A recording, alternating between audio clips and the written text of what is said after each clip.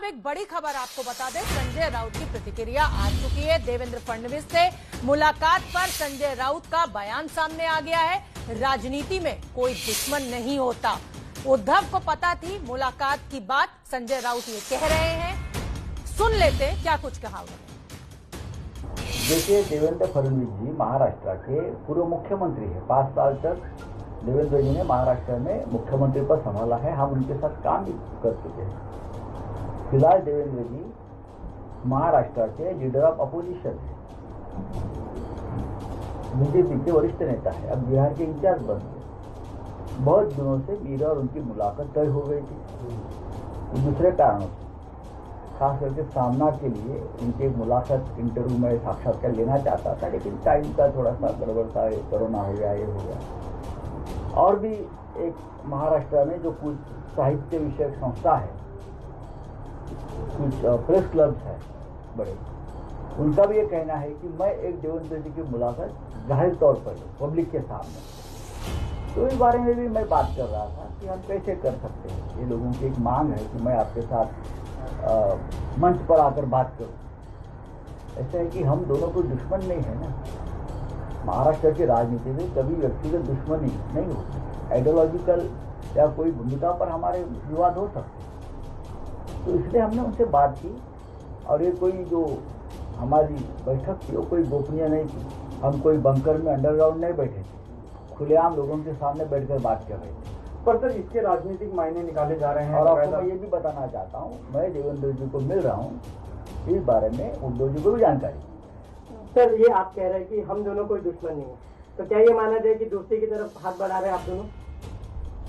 दोस्ती का हमने कहा कि मैंने कहा कि राजनीति में महाराष्ट्र में ये कोई नॉर्थ की राजनीति नहीं है कि जो हमारा विचार का नहीं हो हमारा दुश्मन बन गया। हम हमेशा एक दूसरे से मिलने की संस्कार और संस्कृति महाराष्ट्र की राजनीति में है। जब हम बीजेपी के साथ थे तो मैं खुद जाकर पवार साहब को मिलता था। आज भी बीजेपी के बहुत से नेता पवार साहब से कम्युनिकेट करते हैं। ये क्या है? आज भी मोदी जी हो, अमित शाह साहब हो, पवार साहब से बहुत से विषय पर सलाह मशवरा करते हैं। मुख्यमंत्री उद्धव ठाकरे भी आज भी प्रधानमंत्री मोदी जी को अपना नेता मानते हैं। मैं भी मानता हूँ, जिसके प्रधानमंत्री है। तो ये तो हम भी जानते हैं कि राजनीति में कोई परमानेंट दोस्त नहीं होता, कोई परमानेंट दुश्मन नहीं होता। लेकिन हाँ, ये जो मुलाकात हुई है इसके मायने जरूर कुछ ना कुछ है। हमारे साथ हमारे सहयोगी गणेश ठाकुर जुड़ रहे हैं। किशोर तिवारी जी नेता हैं शिवसेना के, वो भी हमारे साथ मौजूद हैं। श्वेता शालिनी जी बीजेपी की नेता हैं और प्रवीण कुंटे नेता एनसीपी के। आप सभी का बहुत बहुत स्वागत एबीपी न्यूज पे। गणेश ठाकुर, आपसे शुरुआत करूंगी। क्या मायने निकाले जाए, क्या कह रहे हैं आपके सूत्र, क्या कुछ पक रहा है? जी देखिए, एक आपको ये बात बताना चाहूंगा कि आइस ब्रेकर जो इस पूरे रिश्ते को लेकर था, तो आइस ब्रेक कहीं ना कहीं हुआ है क्या, ये या इसकी शुरुआत है क्या, ये बात हम यहाँ पर निश्चित कह सकते हैं। लेकिन ये बहुत प्रीमेच्योर होगा ये कहना कि दोनों ही पार्टियां एक साथ आके सरकार बनाएंगी या सरकार गिराएंगी। लेकिन जो ये महाराष्ट्र में गठबंधन की सरकार है, इसमें अनसर्टेनिटी पहले दिन से ही है।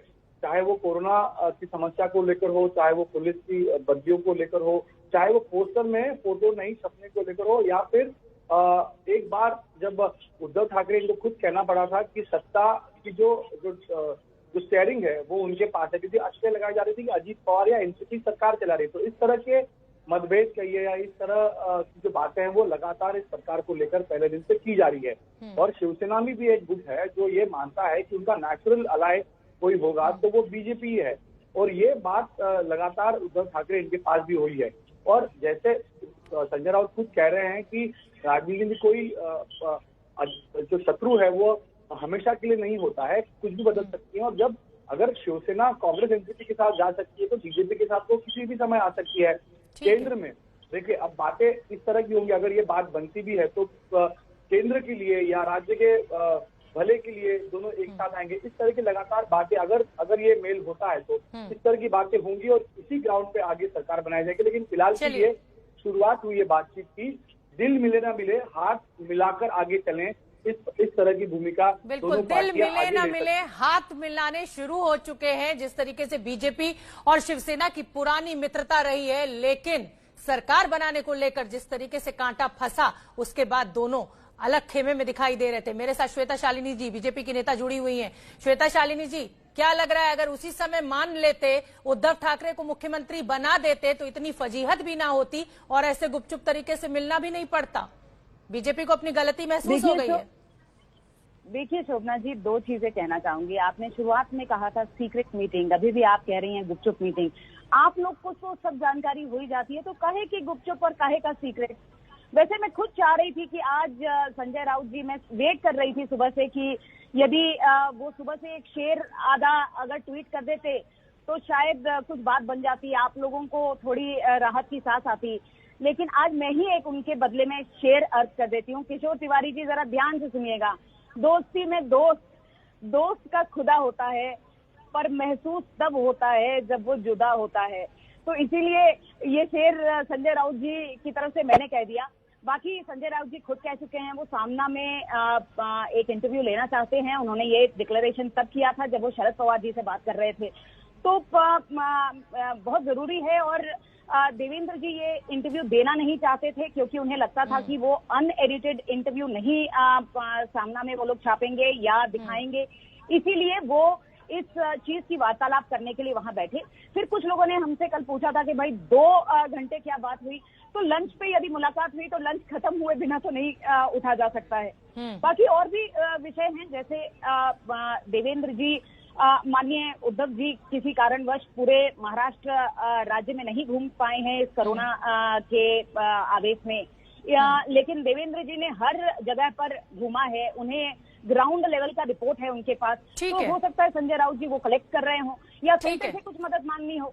चलिए, मतलब शिवसेना जो है वो एमसीडी पे भी काबिज है, आप निकाय में काबिज हैं, लेकिन उसके बावजूद ग्राउंड रिपोर्ट के लिए आपको बीजेपी के नेता से मिलना पड़ता है। थोड़ा विश्वास करना मुश्किल है। लेकिन मैं किशोर तिवारी जी, शिवसेना के नेता भी मेरे साथ जुड़े हुए हैं। किशोर तिवारी जी, कयास तो ये भी लगाए जा रहे हैं, हालांकि संजय राउत ने ये साफ कर दिया है कि ये इंटरव्यू के लिए, लाइनअप के लिए मीटिंग थी, लेकिन कयास ये भी लगाया जा रहा है कि सुशांत केस में जिस तरीके से गर्दन फंस गई है शिवसेना की, उसको लेकर कोई बीच का रास्ता निकाला जा रहा है बीजेपी के साथ। नहीं, ऐसा नहीं। शोभना जी, मैं एक बताऊं कि जब ये पिछले साल सरकार नहीं बन रही तभी मैंने बोला था कि नितिन गडकरी को ले आएंगे तो आधे घंटे में सरकार बन जाएगी, लेकिन उस वक्त उनको विश्वास नहीं रखा गया और कह रहे थे कि 53 सीट वालों को हम सीएम पद क्यों देंगे। तो गणेश ठाकुर तो बहुत ट्रैक करता है शिवसेना बीजेपी को, तो उसने जो खबर लाई है, अब देखो 9 नवंबर तक ऐसी कोई घोषणा नहीं होंगी जिससे आप कयास लगा रहे। और लेकिन एक बात है, श्वेता माने ना माने, लेकिन मैं मानता हूं कि ये नेचुरल अलायंस है इनका और आइडियोलॉजी भी ठीक है, लेकिन जिस प्रकार से शरद पवार हमारे साथ जुड़े रहे, तो जो भी निर्णय होगा वो शरद पवार जी को विश्वास में लेके किया जाएगा। मतलब कांग्रेस को आप दूध की मक्खी की तरह अलग करना चाहते हैं। एनसीपी के शरद पवार को आप जोड़ने की बात कर रहे हैं, जो भी फैसला होगा वो शरद पवार से पूछकर ही होगा, यानी बीजेपी, शिवसेना और एनसीपी साथ आने जा रहे हैं। छोटा सा जवाब दे दीजिए, फिर मैं रुख करूंगी प्रवीण कुंटे जी का। नहीं, ऐसा कुछ नहीं है। अभी तो बीजेपी भी चाहेगी कि 9 नवंबर तक ऐसा कुछ हो, लेकिन राजनीति स्वच्छ हो।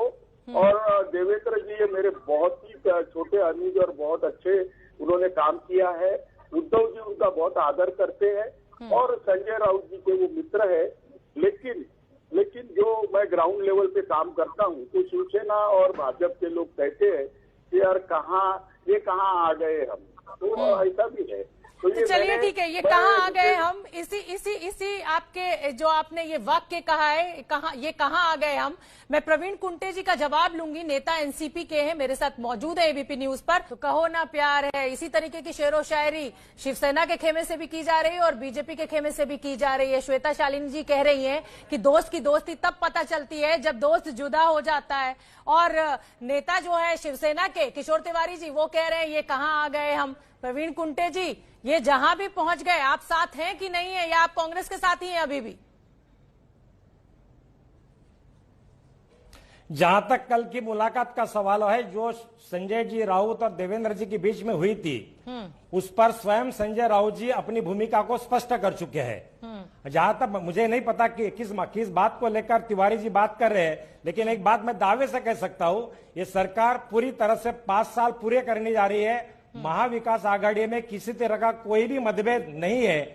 कल स्वयं संजय राउत एक बात पर स्पष्ट कर चुके हैं कि सामना में पहले पवार साहब, बाद में उद्धव जी ठाकरे, बाद में अभी देवेंद्र जी फडणवीस, इनकी इंटरव्यू की सीरियल चल रही है। इस मामले को लेकर बगैर किसी कारण के बात का पतंगड़ बनाया जा रहा है, ऐसा मुझे लगता है।